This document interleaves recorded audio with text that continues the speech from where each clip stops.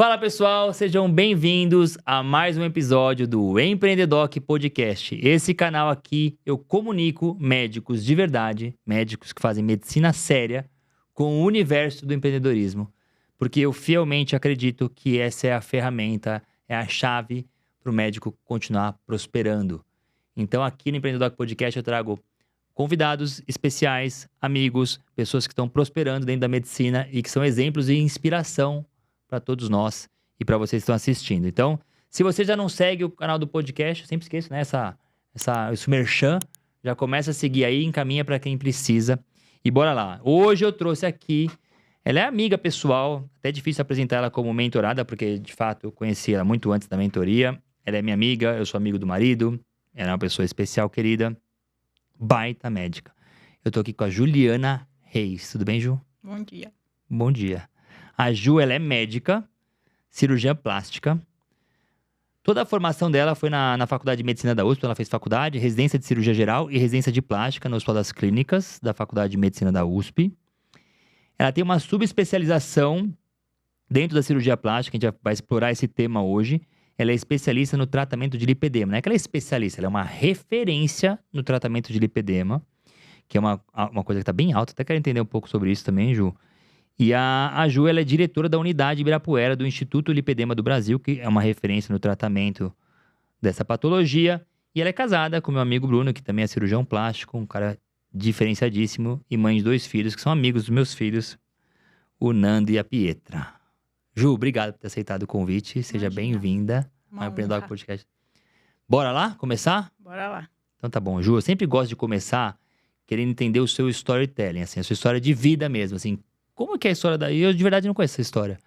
Como que é a Ju até chegar na medicina e pós-medicina? Como é que foi o seu caminho até... Antes da medicina, até chegar no lipedema? Vamos contar essa história aqui pro povo conhecer você. Vai lá. Bom, acho que desde pequena eu não tenho referências na família, né, em relação a nenhum médico, mas eu acho que desde nova eu tinha essa vontade, porque eu lembro de criança perguntar pro meu pai para fazer medicina, para ser médica, no que eu tinha que ser boa. E na época eu lembro de ele responder que eu tinha que ser boa de biologia. Só que na época eu nem tinha biologia ainda, porque era primário, né? Sim. E ele respondeu que era ciências. Falei, tá bom, então, ciências eu sou boa, fiquei feliz. E perguntei, qual que é a melhor faculdade que existe? Ele falou, Pinheiros. Falei, então, com 18 anos eu vou entrar na Pinheiros. Já colocou a visão. Demorou um pouquinho mais. Você fez cursinho pra passar? Eu fiz 2 anos de cursinho. Aham. Mas consegui chegar lá. Teve altos e baixos aí no meio do caminho. Quando eu estava no colegial, no terceiro colegial, na verdade, foi uma época, acho que de talvez uma certa dúvida sobre medicina, por conta do estilo de vida mesmo. É uma carreira que consome demais. Eu pensava abdicar, de repente, de família. Eu comecei a me questionar se era realmente isso que eu queria. Na época também eu tinha mudado de colégio e eu sou muito boa de números, de exatas. Aham. E sou ruim de escrever. E naquele ano, naquele colégio, o formato da biologia, que era onde eu tinha que despontar, Aham. era tudo escrito. Então eu comecei a não ser tão boa e eu achava um desperdício de talento a minha capacidade de exatas. Então, no terceiro colegial, eu acabei prestando medicina na USP e tinha acabado de criar um curso na Unesp, em Bauru, que é Sistemas de Informação. Sério que rolou Que é isso? exatas. E eu não passei na medicina e passei lá. E eu fui fazer. Eu fiz 1 ano de Sistemas de Informação. Sério? E que é uma coisa... É como se fosse, assim... É mais do que ciências da computação. É para ser aquela pessoa que, se você tem uma empresa e você precisa criar um software, você teria que ter noção sobre administração, que foi uma coisa que eu sempre gostei bastante, acho super interessante, e você conseguir criar alguma coisa para atender essa demanda. Caraca, eu não imaginava que você tinha passado por isso. Nada a ver com medicina. Nada a ver com medicina. E eu sempre tive facilidade de aprender, de mexer com o computador, mas não que eu gostasse disso. Tá. E meu pai, ele tinha mania de ler jornal e tinha um suplemento do Estadão, que era de informática. Então, toda semana ele guardava o suplemento e ele me dava de lição de casa para eu ler. E eu tinha uma cobrança, nossa, de que eu tinha que ler aquilo, só que era uma coisa que eu não gostava. Uhum. Depois de 1 ano fazendo aquilo, eu comecei a não suportar mais computador. E eu falei, Sei. não é isso. E daí eu falei, não, acho que eu vou ter que largar, fazer medicina e fazer cursinho para voltar realmente porque eu tinha vontade, que era fazer medicina. E daí larguei e voltei para Piracicaba, né? Eu sou de Piracicaba, fiz 2 anos de cursinho para daí conseguir passar realmente na faculdade de medicina. Aham. E aí você prestou só Pinheiros de novo ou você prestou todos e passou na Pinheiros? Você lembra? Lembro, lógico que lembro. Eu me botei como meta que eu tinha que fazer uma faculdade pública. Sim, E eu sabia que o Unicamp a prova não era para mim, por ser pelo escrita, estilo. pelo estilo de... E a prova da FUVEST, graças a Deus, foi feita para mim. Aham. Teste. Teste, a segunda fase, que é a parte escrita, é física, química, né, e biologia, que eram todas as minhas matérias que eu tinha mais facilidade. E nessa época, na verdade, eu prestei, então, a Unicamp, mesmo sabendo que minha chance seria baixa, a Unesp, e na FUVEST, na nossa época, era o Pinheiros, Paulista, Pinheiros, Paulista, Ribeirão, acho, né? Ribeirão e Santa Casa. Santa Casa também, é. E eu não queria fazer meu pai pagar a faculdade. Então, eu poderia ter colocado o xizinho nas 4 opções, mas eu não pus na Santa Casa, Porque é paga. porque é paga, e eu não queria correr o risco de passar e ter a tentação de fazer isso. Mas daí eu acabei passando na primeira opção mesmo, então tudo bem. Que bom, né? Passou mal. E Ju, me fala uma coisa. E aí, durante a faculdade, cirurgia desde o começo desde o ou começo. foi desde o começo? Desde o começo. Eu não queria me fechar, né, no sentido de... eu já tinha uma boa tentação em relação à cirurgia plástica, mas eu falava, eu não quero me fechar nisso porque eu quero conhecer as outras coisas, né? Porque Sim. se você entra com uma mentalidade já fechada que seria realmente cirurgia plástica, eu poderia deixar de descobrir outras coisas que eu gostava em outras áreas. E até falando um pouco de storytelling, né? Então, quando eu era adolescente, ainda nova, sei lá, 12, 13 anos, eu cheguei a ter uma dúvida em relação à minha, sexualidade, se eu poderia ser, de repente, lésbica, porque eu percebia que eu prestava atenção demais no corpo de outras mulheres. E hoje em dia, Olha que louco, isso na adolescência. na adolescência, eu sempre olhei muito, né?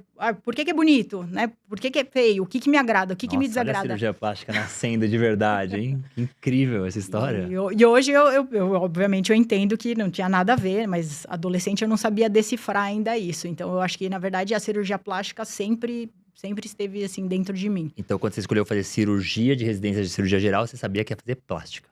Lá no final da faculdade, já sem dúvida nenhuma. Já estava definida. Já estava definida. Cara, essa história dos 12 anos é muito interessante, hein? E eu Perceber essa...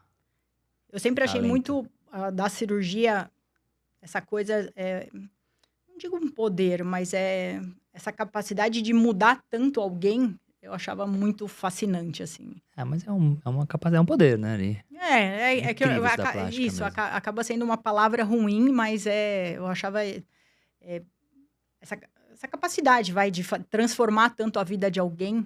E o cirurgião plástico tem muito isso, né? Porque a medicina tem vários setores que você ajuda muito, performa muito a pessoa, transforma, mas a cirurgia plástica realmente você leva a pessoa nitidamente de um ponto A ao ponto B e pra autoestima, é um negócio incrível, né? Incrível. E, assim, realmente muda a vida, vida, né? muda a pessoa. Quando incomoda, né? Esses dias eu vou falar um negócio que a Thaís vai ficar brava, não vai ficar brava a Thaís comigo, mas a Thaís fez uma cirurgia plástica com eles, né? Como sempre, na minha casa, tudo é com eles. E com você e com o Bruno. E a Thaís falou que a decisão dela de colocar a prótese da mama foi uma das melhores coisas que ela fez na vida dela. Ela falou isso pra mim esses dias. Porque eu acho que tava depois da gravidez, amamentação, tava incomodando demais, entendeu? E as pessoas podem achar que é fútil, mas não é fútil. A autoestima da pessoa é muito importante, né? Muito importante. E muda a maneira, autoconfiança. Rendimento, tudo, né? Eu mesma, né? Eu fiz plástica também. Eu sofri a plástica, meu marido que fez. Depois ele conta essa história dele. Eles se operam no banheiro, essas coisas. E para mim também foi um divisor de águas, assim. Foi exatamente antes da pandemia, né? Na época eu tava... Foi até assim, uma história interessante. Eu tava a crise dos 40 e eu tava insatisfeita comigo, com o meu corpo, né? Com o que eu fazia da vida. Teve até uma história nada a ver com a minha plástica, que me marcou bastante nessa época que eu tava meio insatisfeita de, acho que assim, de não ver talvez tanto propósito Uhum. no que eu fazia e achar às vezes até vazio isso da plástica, né? Então eu tava incomodada comigo, eu não conseguia mudar o que eu fazia, de repente acho que não via tanto propósito. E um dia a gente estava caminhando na rua, que a gente tinha saído para jantar, e no meio do caminho eu encontrei eu tava voltando para casa, tinha um andarilho, né, que ele tava andando de chinelo. E eu moro no meio de Moema, e ele simplesmente parou pra gente para perguntar como ele fazia para chegar em Guarulhos. Nossa, tava longe. Tava muito longe. E que ele tinha saído 2 dias atrás de uma outra cidade, que eu já não lembro mais a cidade, e ele precisava chegar em Guarulhos porque ele tinha uma oferta de emprego. Nossa. E ele tava de Havaiana caminhando e ele só queria a direção. Ele não pediu dinheiro, ele não pediu nada. Ele só, assim, tipo, eu tô no caminho certo, né, pra caminhar. Aquilo mexeu tanto comigo, sabe? Ver o grau de sofrimento dessa pessoa e eu cuidando de uma estética vazia, né? Então, as pessoas se preocupando só com a ruga que tá aparecendo no meu rosto. Não que tenha algum problema a gente cuidar Sim, da sim, sim. ruga, assim, né? Mas tanta gente com problema muito mais grave, muito mais profundo. E uma das coisas que acabou me satisfazendo muito pessoalmente foi começar a tratar realmente lipedema. Porque vai muito além da estética. A mudança da qualidade de vida dessas pessoas é muito grande. Essa semana mesmo, uma paciente me mandou mensagem, faz uns 8 meses, 9 meses que eu operei. Ela mora em Goiânia. Goiânia não, no interior de Goiás. E ela mandou mensagem só para dizer o quanto ela estava feliz com o resultado da cirurgia, que depois da cirurgia ela tinha perdido o emprego e por conta disso, no meio dessa bagunça, ela finalmente conseguiu realizar um sonho, que era abrir um negócio de comida fitness e que ela tinha que passar o dia de pé cozinhando. E que antes para ela isso era insuportável, por dor. As pacientes que têm lipedema, então elas têm muita dor na perna, elas não aguentam ficar muito tempo em pé, elas não aguentam fazer grandes caminhadas. Então, saber o impacto do que eu faço causa isso na qualidade de vida, na realização de um sonho, sim, é realmente muito recompensador. Então, foi realmente uma virada para mim também, né? Isso de tratar coisas que tenham não só o impacto estético. Óbvio que é legal ter o impacto Sim, estético, sim. mas principalmente em relação a isso, a qualidade de vida. Então, eu ia chegar nessa pergunta, eu ia te perguntar por que lipedema. Então, acho que você deixou bem claro. Você encontrou no lipedema uma forma da plástica não ser só alguma coisa estética, que tenha um Sim, resultado. não é só, assim, e muita gente acha que critica, né? Acho que até dentro do meio médico tem esse preconceito, né? Que a plástica não faz nada, né? Só cuida de estética. E na verdade, não. Eu acho que vai muito além disso. Nossa, muito além. Que é isso que a Thaís falou, né? Então, assim, o fato de você se gostar mais aumenta a sua autoestima e você se sente mais capaz. Sim. E tem outras áreas também que o plástico faz que não só estética, né? Queimado, Sim. enxerto, essas coisas. Queimados, reconstrução de mama, reconstrução de... Assim, grande parte dos tumores, né? Eles acabam... Sim, precisando do cirurgião plástico. Nada melhor do que ter um cirurgião plástico por perto quando você tem um corte, um machucado. É sempre bom cair na mão de um plástico. Costuma ficar melhor. Show, Ju. Gostei. Me fala uma coisa, Ju. Eu queria saber o seguinte. Hoje, o lipedema... É importante porque a gente tá só pra você entender o contexto, a gente tá num podcast de empreendedorismo, dentro da medicina. Tem muitos médicos que se inspiram, estão pensando o que vão fazer. Nichar pro lipedema te trouxe de alguma forma mais prosperidade? Eu sei que eu entendi o motivo, como o lipedema apareceu na sua vida, mas esse nicho, você acha que facilitou o seu caminho? Eu sei que você é uma pessoa próspera profissionalmente, bem realizada profissionalmente, tá bem posicionada. Você acha que facilitou? Do que você fosse uma cirurgiã plástica que faz tudo? Eu sei que você faz tudo, mas você tem um nicho. No fundo, eu acabo fazendo tudo. A formação, na verdade, de cirurgia plástica não tem nada de lipedema, né? Então, o lipedema aconteceu na minha vida. Mas mesmo, como eu acho que, na verdade, eu cheguei na frente, porque eu trabalho com o Fábio Kamamoto, que é um médico que foi um dos pioneiros em relação a essa cirurgia. Então, a primeira cirurgia que a gente fez faz 10 anos. E o lipedema, ele tomou essa proporção e grandeza, talvez 2, 3 anos. É, uma coisa recente, né, que tá rolando de lipedema, né? Só você fala Exatamente. disso. Então, como a gente acabou chegando muito, muito antes, eu acho que a gente acaba justamente sendo referência nisso. Então, obviamente, isso me trouxe prosperidade. O que não quer dizer que quem estiver chegando agora, porque Garante. agora garante, exatamente. Entendi. Porque, na verdade, está começando a ficar uma terra que todo mundo, né? Um mar que todo mundo quer navegar. Entendi. Isso é uma pergunta médica, assim, ignorância. Era falta de diagnóstico? Porque eu não lembro de falar tanto igual fala hoje. Todo mundo tem, todo mundo trata, todo mundo opera.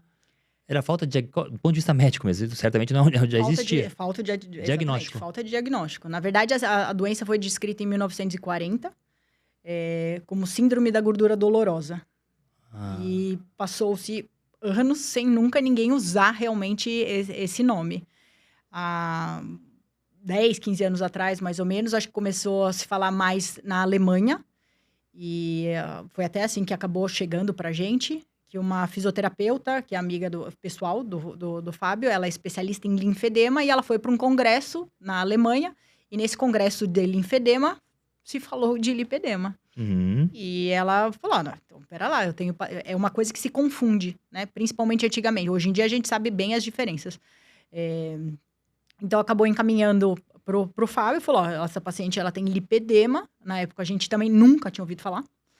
E essa paciente tem lipedema, o tratamento é a lipoaspiração, né? Tô te encaminhando ela aqui para você tratar. Aham. E eu já trabalhava com ele, e daí Trabalhava com ele pra outra? Como plástico? como plástico. Eu Ah, era tá. recém-formada, né? Então, e eu já trabalhava com ele. E foi assim que a gente fez a primeira paciente de lipedema. E com isso, uma paciente encaminha a outra, e isso foi tomando uma proporção. Eu acho que o que fez muita diferença, na verdade, foi a rede social. Porque o acesso à informação Entendi, explodiu. explodiu. Então, pacientes que tinham e descobriram a doença, como elas sempre souberam que tinha algo de diferente, mas elas vão no médico, o médico fala, não, seu problema Obesidade. é obesidade, é preguiça, vai emagrecer, vai fazer exercício físico. E por ignorância mesmo, Sim. por não saber. E preconceito. Muitos têm realmente preconceito e acham que tudo se resolve com dieta e atividade física. Então, essas pessoas que, de repente, descobriram, finalmente, viram a luz no fim do túnel, né? Nossa, finalmente alguém me disse o que eu tenho. Me senti pertencente a alguma coisa. Várias começaram a criar perfis de Instagram para falar sobre isso. E daí o boca a boca, né? Acaba passando de uma pessoa para outra. O próprio algoritmo, né, de Instagram, TikTok, eles são extremamente inteligentes. Então, se você pesquisa ou olha muito tempo para uma perna maior, né, mais grossa, ele vai te mostrar a próxima. Sim, sim, com certeza. E isso foi muito nítido, das pacientes começarem a chegar pra gente e falar, não, eu fui normalmente elas vão pro vascular, né? Aham. Aumento de volume na perna, dor, cansaço, né? Acabam indo pro vascular. E eu fui em trocentos vasculares e ninguém conseguiu me falar. E daí ela chega falando, ó, eu tenho lipedema. Hoje já chegam Já falando assim. chega pro médico falando, ó, eu tenho lipedema. E o eu já médico, ouvi. muitas vezes, por ignorância, não, você tem linfedema, você quer dizer? Nem Não, sabe. não, é lipedema. E o médico começou a ser obrigado a estudar a respeito.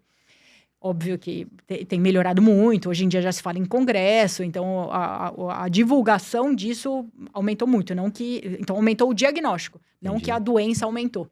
Ô, Ju, você tá posicionado em algum braço educacional pra isso? Tem, sei lá, tem sociedade, você dá aula em congresso, tem esse braço educacional pro lipedema já? O próprio instituto, que é Onde você trabalha? isso, tem essa parte de fazer uma parte mais social, então tem uma ONG, a gente chegou a que fazer massa. algumas cirurgias, infelizmente poucas ainda, Aham. que a gente fez de graça mesmo, voluntários.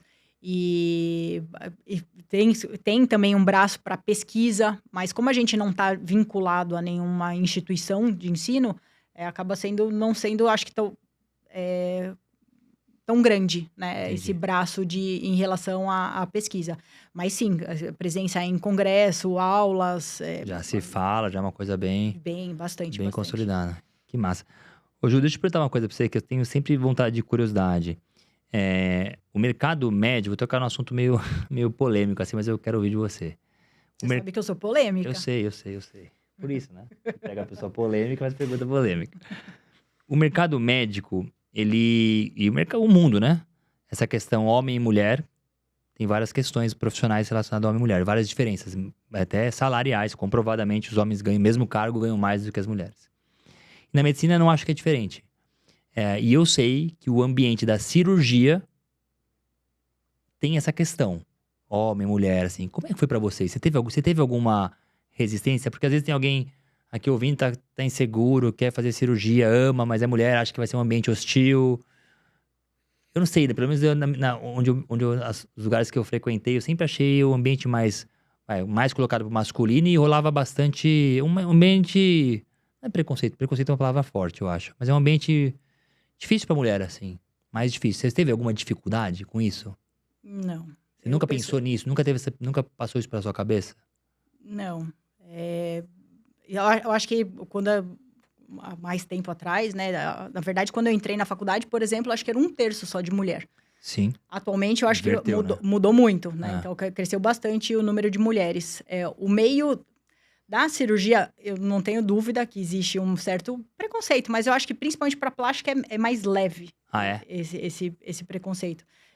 Talvez muito mais marcado na urologia, né? Então, é mais difícil, acho que, para a mulher pensar em ir para uro Sim. do que para plástica. Então, mesmo as mulheres que faziam a cirurgia plástica, a residência, a maioria ia ou para plástica ou para vascular, que são especialidades, eu acho que é por gosto até. Uhum. Acho que para a mulher não apetece tanto, por exemplo, uma cirurgia geral, gastro, mas eu não cheguei, particularmente, não cheguei a sofrer nada. Nem do mercado, pacientes, muito menos. Muito menos. Muito menos. Ainda mais pra eu que você trata, né? LPD, imagino que... Não, eu acho que até isso, eu enxergo como um facilitador, o fato de eu ser mulher. Com certeza. Porque o meu público, a grande maioria é mulher. E eu acho que mulher entende melhor mulher. Tem uma relação ali, né? Hoje, uma dúvida médica mesmo, volta depois que opera? A cirurgia é grande, né? Uma cirurgia grande, né? Uma cirurgia grande. Então, assim, a lipoaspiração, seja ela qual for, ela muda o padrão de distribuição de gordura do corpo. Então, se eu vou lipar uma barriga, um flanco, ela não impede você de voltar a engordar. Mas quando você engorda, você não engorda mais preferencialmente naquela região. Ah, que bom. A perna é a mesma coisa. Se eu faço a lipoaspiração nas pernas, a cirurgia não vai impedir essa pessoa a voltar a engordar. Mas se ela volta a engordar, ela engorda mais para o resto do corpo do que necessariamente para as pernas. Um padrão de distribuição diferente. A Exatamente. cirurgia basicamente é uma lipoaspiração, então. É uma lipoaspiração. E depois tem alguma coisa com pele, tem... Isso, daí existem os tratamentos para flacidez. Entendi. Né? Então, daí a gente usa tecnologias normalmente para tentar estimular um pouco mais essa retração de pele. E em casos mais graves, isso é muito frequente em pacientes que tiveram cirurgia bariátrica e que acaba tendo mais flacidez, a gente associa a ressecção de pele. Não, resultado, sem brincadeira, gente, né? Porque a minha amiga não. É um negócio muito impressionante. Eu já falei isso pra você, né? Eu fico vendo o Instagram, assim, é um negócio muito impressionante, cara. Muda muito a vida da pessoa. Você bota aquelas panturrilhas, assim, a perna, fico chocado, assim, muda... imagina a autoestima da pessoa, muda muito, né? Se eu vi de uma amiga minha, ela falou, nunca botei um shorts. Não boto shorts. Pô, isso é muito impactante, né? Muito. Você vai na praia, e as pessoas... vai na praia e usa calça leg na praia porque não quer botar shorts. E as pessoas não conseguem, às vezes, entender a dimensão disso, né? Então, assim, porque cada um sabe onde o calo aperta. Sim. Então, se ela... Imagina o sofrimento para ela, né, de nunca ter usado um shorts. Um dos grandes traumas é nunca conseguir usar uma bota de cano alto. Porque isso é um padrão... É genético, né? Então, você nasce... Bota porque por dor? Não fecha. Ah, não fecha. A bota não fecha. Ah, porque bota é um negócio mais apertado. Pra a homens tem bota que de ca- explicar. Pra a homens bo- tem a que bo- explicar. a bota Que de bota cano é mais alto, apertado. ela não fecha. Entendi, por Então, causa da quem panturrilha. consegue, muitas vezes só consegue com bota de elástico ou leva no sapateiro para Tá vendo? trocar. Pequenas coisas que, meu, pra pessoa é muito impactante. Muito. Tá louco. Ju, vamos pra um papo mais business agora? Vamos lá. Eu quero saber o seguinte, eu tenho 2 papos meio business com você. Primeiro eu quero saber um pouquinho, queria que você falasse um pouquinho do Instituto de Lipedema. Acho que pode, né? Sim. Uma propaganda gratuita aqui. O Instituto de Lipedema, e é muito bom para ajudar a população. Eu queria saber como é que é o seu papel lá. E eu gostei dessa história que você falou assim, não, eu só era muito boa em exatas, e administração é uma coisa que chama atenção. Eu quero saber como é que é o Instituto, qual que é o modelo de trabalho lá e como você atua lá hoje. Como médica, como gestora, como é que tá isso? Bom, como eu já trabalhava com o Fábio, né, Aí, conta um pouco dessa história. Você trabalhava com ele e que depois... foi o fundador, né, de tudo. Eu tô com ele desde a primeira paciente. Aham. E chegou um ponto que foi justamente esse boom que o Instagram trouxe. Ele viu que ele, uma pessoa, não era mais possível atender a demanda, né, de tantas pacientes. E foi aí que ele teve a ideia de criar realmente uma instituição, né, um instituto, colocando mais médicos para poder trabalhar e atender, fazer esse atendimento para dar vazão a isso. Então, eu fui a primeira médica a vir como associada dele. A gente começou primeiro na unidade, no consultório dele, que fica na Mato Grosso. Era um conjunto comercial de prédio e que começou a não caber mais. Uhum. E daí veio a necessidade da gente mudar para uma casa, então, que é a unidade maior que a gente tem, que fica no Pacaembu. Eu atendia lá, então, junto com alguns outros médicos, e por demanda, pensando em crescer ainda mais o negócio, ele teve a vontade de abrir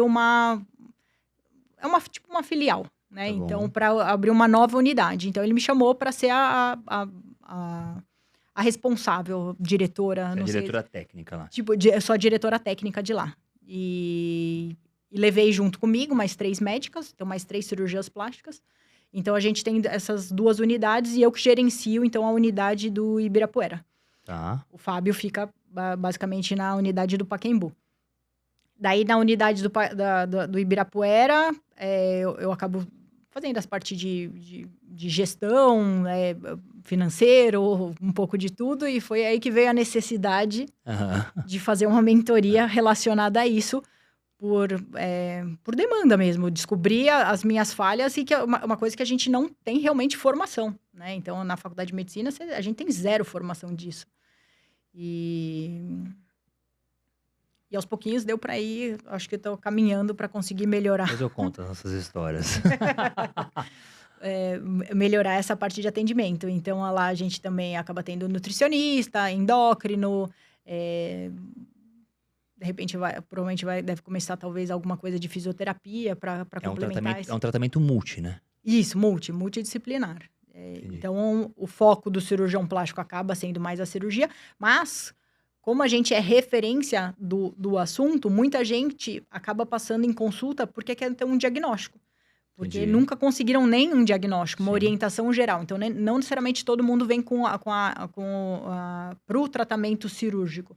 Mas quando passa com o cirurgião, o foco acaba sendo mais cirúrgico. Mas a gente tem as outras especialidades para tentar justamente conseguir abranger isso como um todo. E aparece casos, como nichou assim, até por curiosidade pro médico que nicha, aparece alguém, não, quero fazer prótese de mama, quero fazer abdominoplastia? Tem também? Tem. Porque daí você cria um vínculo, né? Então, Sim, mas a pessoa procura pelo lipedema e depois acaba... Tenho várias pacientes, né? Que operaram lipedema. Que operaram lipedema e que quiseram, por exemplo, como é uma cirurgia grande, muitas vezes a gente divide, né? Então, vai fazer uma primeira cirurgia para tratar as pernas e acaba ficando por uma segunda cirurgia o braço. O braço também é uma região bem atingida pelo lipedema. Então, é muito frequente fazer mama e braço, por exemplo. Entendi. Aí já faz tudo com vocês. Isso. Show. Ju, deixa eu perguntar uma coisa que tem a ver com essa questão de gestão e tem a ver com empreendedorismo também, e que é uma dor de muito médico. E eu sei que para cirurgia plástica, a Ju me conhece, eu sou muito fã. Não é que eu não acho que o médico tem que atuar nas redes sociais, né? Eu sei que é uma linha, tem muita gente só ensinando isso, assim, mas eu sou muito fã que o médico não pode depender totalmente disso para prosperar. E eu vejo uma dependência grande, eu acho que é uma zona de risco grande o médico ter essa dependência do Mark, eu brinco, né? Do humor do Mark Zuckerberg para prosperar no consultório. Então, não acho que é a única forma. Mas eu sei que é uma forma. Eu não sou cego a isso, eu ensino isso, a gente trabalha com isso bastante na mentoria. Mas eu sei também que para algumas especialidades isso é muito impactante. Então, eu sei que na dermatologia, na cirurgia plástica, isso tem um retorno. Eu queria saber qual que é a sua visão sobre isso, sobre a rede social para o médico, como é que para você, se foi desafiador, se não foi, se traz resultado, se você achou que foi útil para você. Acho que é um divisor de águas. Foi um divisor de águas. Eu não A gosto. plástica Eu- plástica e dermata é muito bom. porque as pessoas querem ver resultado. É. Né? E, assim, principalmente num nicho que é tão pouco explorado, né? Então pouco conhecido. Então as pessoas, elas fizeram muito essa busca pelo autodiagnóstico. Então a rede social é realmente fundamental. Assim, a maioria dos meus pacientes são de fora de São Paulo, do Brasil inteiro. Eu tenho várias pacientes que são brasileiros normalmente, que moram fora do país. E que tem a preferência por voltar, e todas estão chegando por rede social. E eu até te contei, essa semana eu vou operar uma paciente que vem, ela é americana, ela vem do Texas para operar, porque ela me achou no TikTok. Olha o poder. Exatamente. Vai negligenciando o multicanal, né? Exatamente. Então, assim, o poder de divulgar o seu trabalho não tem barreira, né? Não tem barreira Sim. física. É óbvio que é muito mais pela escassez de tratamento nessas outras regiões. Então, como não tem outros médicos que são tão especialistas disso, né, nas outras partes, então, por isso que elas acabam pegando um avião e vindo para cá para operar. Sim. Mas talvez não seja tão grande assim para outras especialidades, ou mesmo dentro da cirurgia plástica, se não fosse algo nichado, né? Então, quando você perguntar, vale a pena nichar? Sim, vale a pena, mas atualmente eu acho que talvez não seja tão nichado assim, porque hoje em dia todo mundo já quer surfar nesse mar. Entendi. E se diz especialista em lipedema e se olhe lá, se fez 2 cirurgias de lipedema. Entendi. E deixa eu perguntar uma coisa, você sabe dizer hoje, numa análise, assim, grosseiramente, tá? Vocês não vão entrar em discussão de dados, até vou contar depois essa coisa engraçada que tem com a Ju. Grosseiramente, assim, sabe dizer a porcentagem de pacientes que vêm pelas redes sociais pra você? Numa agenda de um mês? De pacientes Pra novos? vocês, pro instituto como um todo. Nossa, pro instituto ainda? É. Daí eu vou ter menos noção ainda. Não, mas uma porcentagem, uma média, sabe dizer mais ou menos uma média? Que vem de rede social? É, 80%. 80%. Fácil. Super impacto, né? Uma dependência grande, um Muito. gargalo grande, né? Quando a gente depende muito de um setor, é gargalo grande. E você tem estratégias bem desenhadas para rede social?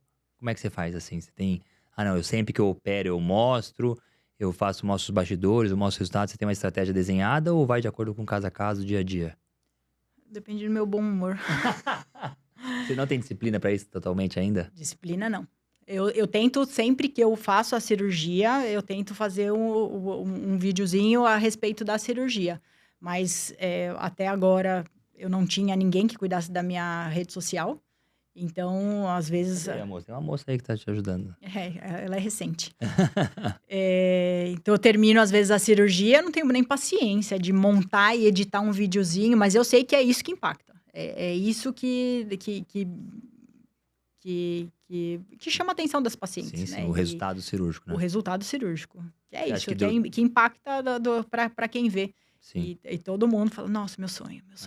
Deixa eu ajudar o pessoal que tá ouvindo, assim, o médico que tá ouvindo. O médico tem que entender que a rede social, ela faz parte, ela virou parte do nosso trabalho, assim. Ela não é mais, ela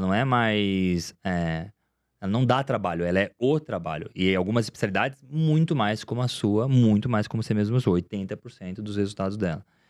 Então, o que eu costumo dizer assim, se ela é tão importante assim, e às vezes a gente não gosta, tem preguiça, é chato, dá trabalho mesmo, você tem que criar uma organização, assim, né? Ter um momento que você seja dedicado para isso, separado do seu dia, não tem conversa. Aquele horário é horário de produção, porque aquilo te traz resultado. Então, no seu caso, é mais do que uma atividade necessária, ela vira até uma atividade chave do seu negócio. Te traz retorno financeiro, né? Então, o ideal é que o médico encare isso de uma vez por todas, dá trabalho, mas é o trabalho e tem que reservar a data e horário específico pra fazer, porque impacta, a gente não tem como fugir mais, né? Você já foi muito julgada pelas redes sociais, assim, de outros colegas? Você já sofreu com isso? Não. Porque é um medo do médico, né? O médico fica, medo do julgamento dos colegas, medo do julgamento...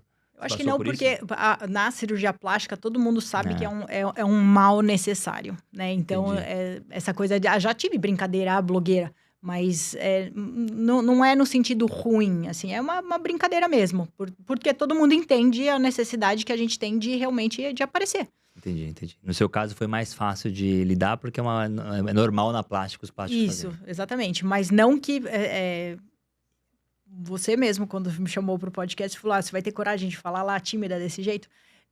Eu tive que vencer muita coisa para poder fazer rede social, né? Então, não é uma coisa natural. Eu não sou uma faladora, uma Mas comunicadora. você tá comunicando muito bem aqui no podcast. Foram alguns anos de Instagram.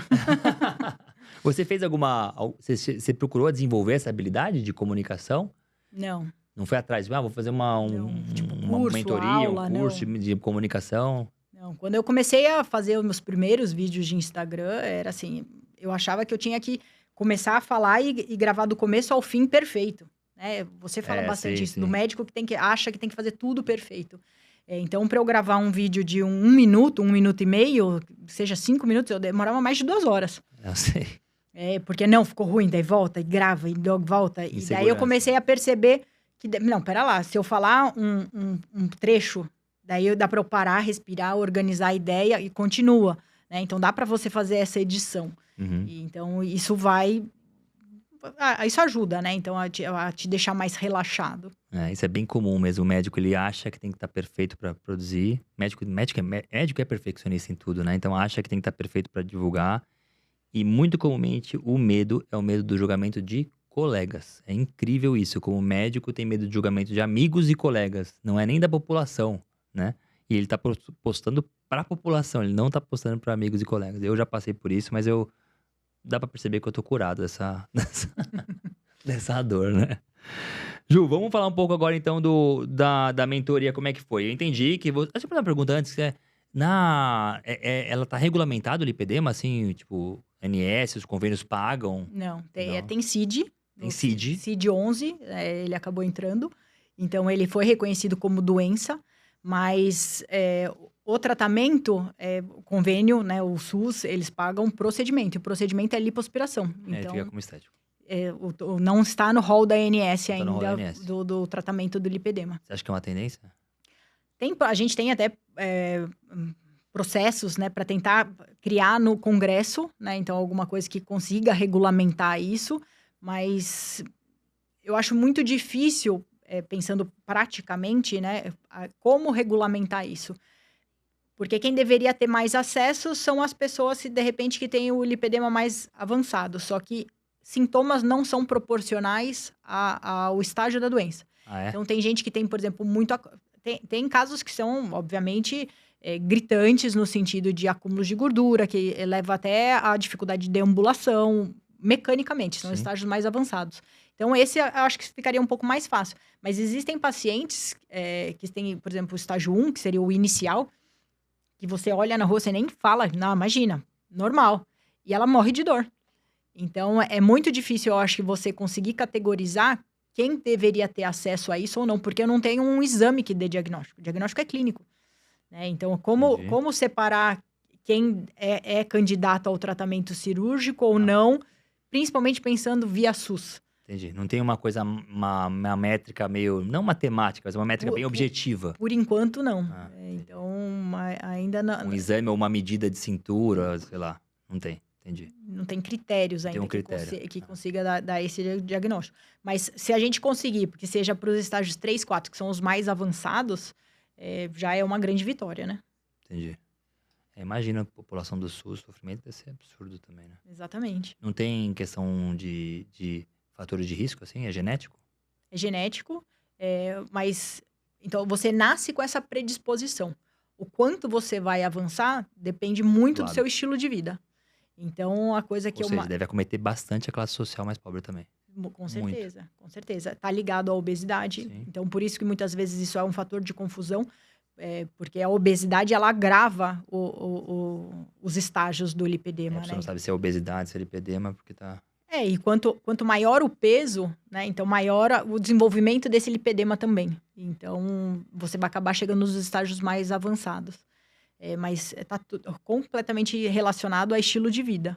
Então, por isso eu acho tão importante tentar divulgar estilo Sim, de sim, vida sim. para essa E população. quem cuida também saber tratar tudo, né? Saber tratar a parte Sim. do estilo de vida é fundamental. Ju, me conta uma coisa. Você foi lá, foi convidada para ser a diretora do novo instituto, e você sentiu necessidade, me procurou para ajudar. Primeiro assim, eu queria saber qual que era, de tudo que o médico, você já falou, né? O médico a gente não aprende nada na faculdade, a gente fala isso toda hora aqui, né? E não aprende na faculdade, não aprende mesmo, é uma dor do médico, mas de tudo que envolve gestão de uma clínica grande como é a sua, o que mais era difícil pra você, assim? O que era mais difícil? Que você falou, nossa, isso aqui pra mim é muito complexo, eu preciso de ajuda mesmo aqui. O que foi que te fez mesmo, assim? Eu sei que tem vários pontos, mas o que foi que você falou, não, isso aqui pra mim machuca? Qual que era a principal dor? Eu nem sabia que eu tinha dor. Olha, depoimento é forte. É, Muitos nem sabem que tem essa dor. Não, nem sabia. Então, na verdade, assim, quando tudo começou, eu falei assim, não, o que eu mais preciso ver é a parte de financeiro, fazer planilha. Eu não sabia o que era uma DRE, não sabia nada. Então, eu fiz um curso online, não vou falar aqui do lugar, Tá. para aprender a fazer planilha, as coisas, que tipo de coisa eu precisava controlar. E fiz lá minhas planilhas, falei, tenho facilidade com computador, Sim. exatas e etc. E fui tocando na musiquinha proibida, que é Deixa a Vida Me Levar. Sim. As pessoas não vão entender essa Não vou mensagem entender, subliminar, só não quem tá vou dentro entender. sabe. E levando do jeito que precisava. Então, eu nem sabia, eu sabia que eu deveria estudar um pouco mais a fundo para tentar melhorar e crescer como empresário ou como empresa. Eu nunca gostei muito da abordagem ou da visão de mercantilista como negócio. Eu não Sim. consigo enxergar muito a medicina como negócio. E daí você fez o Summit e acabou chamando a gente. Eu fui para assistir. Falei, vou ver o que tem lá. E para mim foi um tapa na cara. O tanto que eu não sabia. E foi daí que eu descobri o tanto que eu tinha para melhorar e para aprender. Então, foi realmente daí que eu descobri a minha dor. Então, falar, não, realmente eu preciso disso, tem muita coisa que eu preciso melhorar. E daí, agora puxando um pouco a sardinha para você. O que eu gostei, na verdade, da sua é que você conseguiu traduzir isso para uma maneira médica, ética e que batesse com os meus valores. Sim. Né? Entender que dá para você fazer isso tudo com valor, com propósito. E eu acho que o que eu mais gostei de tudo é a visão no sentido de como eu posso melhorar a jornada do paciente, como eu posso entregar cada vez com mais excelência o que o meu paciente precisa. Então, foi exatamente por isso que eu falei, não, tá bom, aqui eu vou ficar. Aqui é um lugar seguro. É exatamente o que eu mais acredito. Eu acredito que a gente... acho que infelizmente mesmo, porque talvez fosse bom se a gente não precisasse. Esses dias eu vi... É engraçado que eu vi a gente tem uma comunidade, né? Não na mentoria, na comunidade do WhatsApp, uma médica escreveu assim: puxa, não era tão mais fácil quando a gente precisava só ser médico, né? E de fato então eu não vou falar que não é, infelizmente. Eu aprendi a amar muito sobre gestão, né? Mas infelizmente que a gente tem que fazer isso, né? Mas no final das contas, que bom que eu acho que você pegou bem a essência do que eu sinto. Eu sinto que esse mal necessário, vamos colocar assim, no final das contas é um esforço que a gente está fazendo, óbvio que melhora os nossos resultados, mas de verdade é muito pro paciente. Profissionalizar o nosso negócio, você acaba entregando muito mais e melhor pro seu paciente. Porque eu tenho uma médica mais preparada, mais descansada, performando melhor, uma experiência, olhando pro paciente como cliente de que merece ter uma entrega de excelência. Então, se você leva para esse lado, e é o lado que eu gosto de levar, por isso que a gente teve sinergia, fica leve você aprender e, de fato, melhora muito a experiência do paciente. Você hoje, você tá quanto tempo na mentoria, né? Eu entrei em maio, a gente está em setembro, 4 meses. 4 meses. Você sente diferença na experiência do paciente? Pela Juliana, empresária que tá virando, não? Para o paciente, eu acho que talvez não tenha ainda mudado tanta coisa. É óbvio que Pro meu staff, com certeza mudou. E isso foi Secretárias. isso. Porque eu acho que é uma maneira bacana a maneira como você lida, essa coisa de ser líder, de dar o exemplo e tentar integrar melhor o time. Isso realmente eu mudei. E eu acho que no fundo, assim, pro atendimento pro paciente talvez não tenha mudado tanto, porque eu acho que você fala muito, por exemplo, do propósito. Eu nem sabia que eu tinha propósito, mas eu já tinha. E Mas era. hoje você tem um olhar pra isso, sabe que você tem. Não, hoje eu entendi que eu tenho um nome. Eu fazia as coisas, é isso, eu fazia sem saber o que eu estava fazendo, né? E assim, eu sempre achei que, seja lá o que for que a gente tem que fazer na vida, a gente tem que fazer com excelência.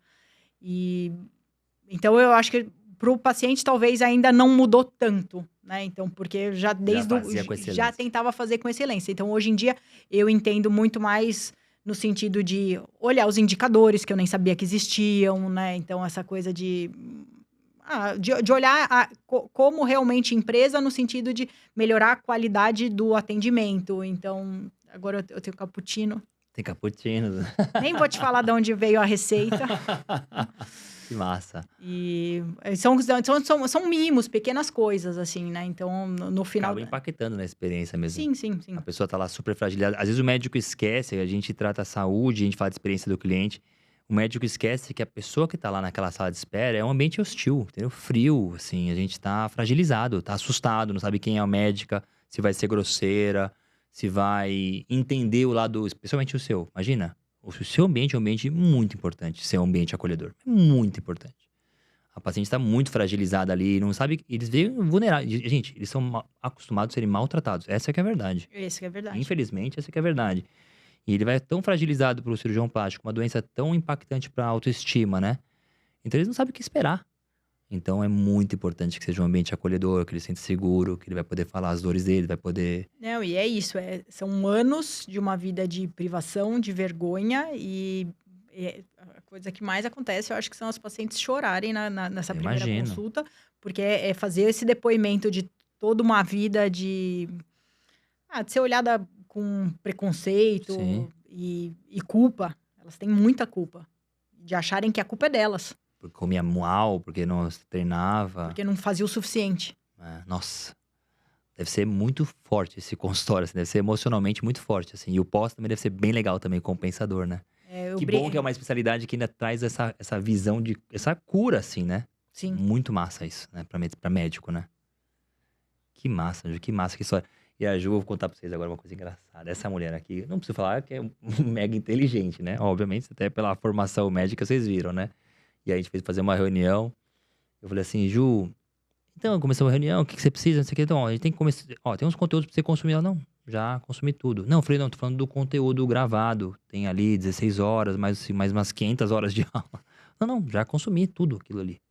Tudo, tudo. O que é o próximo? Pra onde que vamos? Começar por onde? Nesse nível. Eu falei, mas foi bom porque é desafio, né? E eu adoro desafio. A gente tá se entendendo bem agora. Sim. Tamo indo bem. Boa, Ju. 40, 50 minutos. Passa rápido, né? Gostoso. Muito. Nossa, Ju, tô impressionada com a sua história, assim, de verdade. Sabe o que eu mais amei dessa história? É a falta de referência médica, que não é comum dentro da história dos mentorados que eu entrevisto. E como é o seu ambiente certo, né? Como você tá no lugar certo. E essa história de encontrar um propósito dentro de uma especialidade foi muito massa. Por isso que você é tão referência no que você é. Parabéns. Não tem como dar errado, né? Não tem como dar errado. Amo o que faz bem. Servidão, muito massa. Eu já te admirava e hoje eu admiro mais. Vou falar em público aqui isso. Ju, me fala uma coisa. Você já sabe o que eu vou te perguntar, né? Eu falei quando eu encerro o podcast. O pior é que eu não pensei. Você não ensaiou? Não ensaiei. Hoje em dia eu vou ter que mudar, porque as pessoas já vêm preparadas, ensaiadas pra isso. Mas vai lá, tenta dar um recado. Vamos mudar um pouco então. Assim, tenta dar um recado pros médicos que estão com medo. Vou até direcionar. Com medo do mercado que vão enfrentar. O mercado médico tá ficando mais difícil. O mercado, você mesmo disse, lipedema já foi um oceano azul, eu naveguei e já não é tão azul assim mais. Uhum. Tem muita gente se metendo a mão e nem especialistas são, ou seja, dificulta para quem é especialista. Dá um recado pro médico que tá com medo do mercado que vai encontrar. Se você faria tudo de novo e se você mudaria alguma coisa na sua trajetória, e que recado você dá para ele? Nossa, muitas perguntas. Vamos lá. Eu apertei, né? Vai. Eu acho que, assim, a principal coisa, assim, eu acho que a medicina, ela já foi realmente um oceano azul, não só, não tô falando de lipedema, a medicina, né? Então, quando eu entrei na faculdade, muita gente ia fazer medicina porque era uma boa profissão, né? Então, é uma chance de você crescer. Hoje em dia, a concorrência tá muito grande, então, realmente, eu acho que tá muito mais difícil. Eu acho que, assim, quando você faz uma coisa com excelência, de coração, com propósito, a chance de você ter sucesso naquilo é muito maior. Vai demorar um tempo, e eu Sim. acho que tudo bem, se permita esse tempo.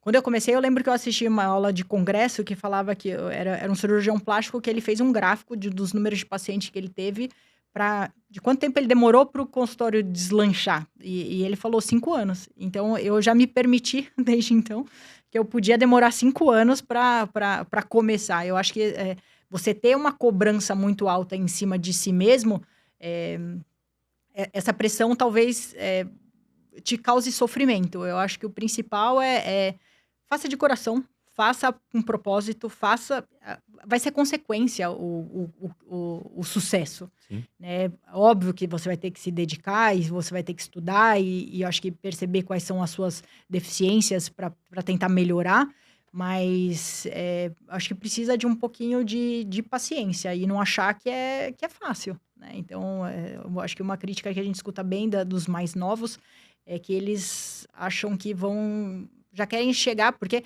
a rede social, acho que um dos problemas da rede social é isso, você fica vendo a vida doriana de todo mundo, né? Acha que, nossa senhora, ó, o cirurgião plástico, assim, esse ano eu faço 20 anos de formada, então... Tem uma estrada, né? Tem uma estrada, exatamente, assim, já ralei muito, já dei muito plantão, então é um processo, demora, mas um dia você colhe, eu acho que, assim, é visão, né, aonde eu quero chegar e saber que você vai fazendo de coração, a recompensa vai vir. Show. Eu vejo você depois desse tempo junto que, além de tudo, teve uma transformação da empresária, assim. Hoje eu acho você transformada empresária. Muito top. Parabéns. Animal. Eu adorei. Gostei. Obrigado, Ju. Obrigado mesmo, viu? Obrigada. Obrigado mesmo. Adorei nosso podcast. Finalmente chegou e adorei. Obrigado a vocês que acompanharam até aqui. Se você curtiu, dá um cliquezinho no curtir aí. Não tem um coraçãozinho? Criou a blogagem. Clica aí nesse coração. Encaminha para quem precisa. Começa a seguir aqui, tá bom? O nosso podcast. E vou até dar um recado maior. Tem um lugar de comentários aí. Se você não tá na nossa comunidade do WhatsApp, que eu citei aqui hoje, escreve comunidade aí.